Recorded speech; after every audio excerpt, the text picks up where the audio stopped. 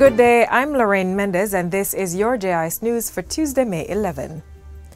Government will be spending an additional $133.9 million to complete work required for the Harborview to Port Antonio leg of the Southern Coastal Highway Improvement Project. Minister without portfolio in the Ministry of Economic Growth and Job Creation, Everald Warmington, made the disclosure during his recent contribution to the sectoral debate. The breakdown includes an increase of $60.8 million for construction on the 15 packages of roadway. $64 million will also be added for the expansion and renewal of the National Water Commission system, while $8.7 million is required for engineering consultancy and project management services. According to Minister Warmington, the increase in cost is due to the scope of work being undertaken on the 110-kilometer roadway. We are implementing this program like none other. Based on the integrated strategy with water, sewer, telecom, and other relevant infrastructure being included, this too will come at an additional cost to the program, but will be of super benefit to the country. The Ministry of National Security will proceed with construction plans for the Forensic Pathology Autopsy Suite in Kingston, as well as the Westmoreland Divisional Police Headquarters. This follows approval by Cabinet, which also includes the provision of fiscal support. Both facilities are expected to be completed in 2 years and will cost approximately $1 billion in total. Information Minister Favour Williams says both facilities are expected to improve the security landscape for a safe and secure Jamaica. Further to that, she says the investment will increase the forensic capacity of the Jamaica Constabulary Force and reduce the backlog in criminal and other cases. The lack of an autopsy suite had resulted in several issues over the years, chief of which was the cost of outsourcing the services to privately operated funeral homes. Over the past 5 years, it has cost the government some $482 million for the storage of bodies. Minister Williams was addressing last week's virtual post-cabinet press briefing. Plans are now in motion to relocate 60 residents of Wees Road in Bull Bay, St. Andrew. The decision was made by the Ministry of Housing following a socio-economic survey done on the Wees Road and Shooters Hill areas. The communities were severely affected by the passage of Hurricanes Eta and Zeta last October. Housing Minister Pernell Charles Jr. says relocation is the preferred mode of community restoration and will amount to a one-off cost of $962 million. He says the ministry is now in the process of acquiring approximately 30 acres of land to accommodate the relocation of the affected residents. Moving forward, he says the ministry will undertake 7 more socio-economic surveys during the 2021-2022 fiscal year. The Ministry of Environment and Climate Change has launched its Earth Card program, which will accelerate the 3 million tree target under the National Tree Planting Initiative.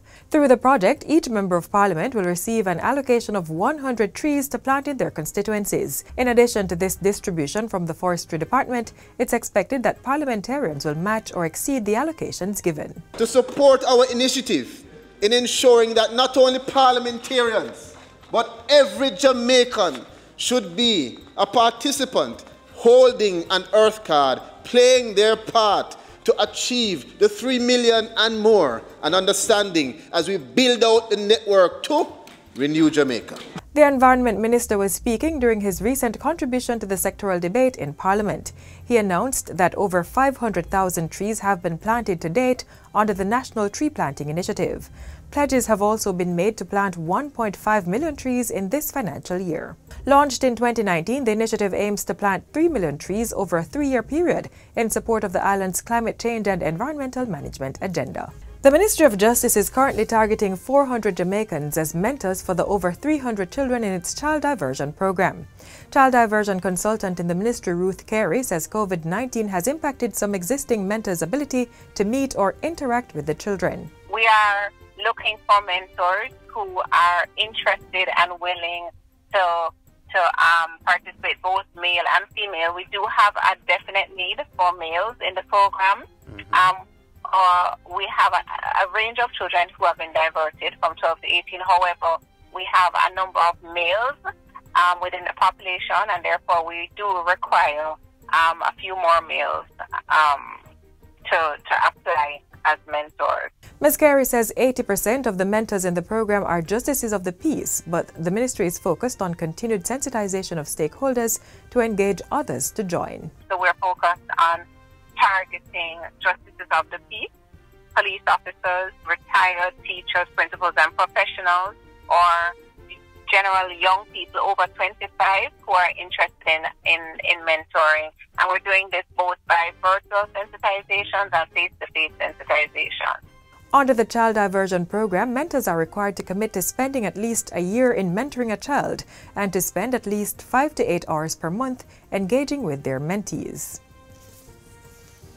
And finally, the Ministry of Education says this year it will fully implement the MyHR Plus software and the Education Management Information System, EMIS.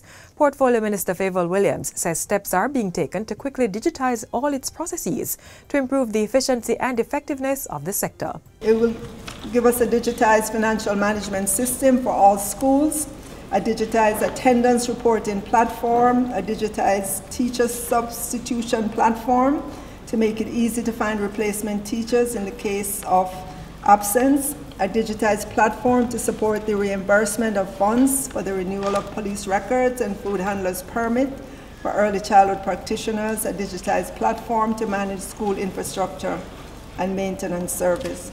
Minister Williams was making her contribution to the 2021-2022 sectoral debate recently. And that's it for JIS News today. I'm Lorraine Mendez. Thanks for watching.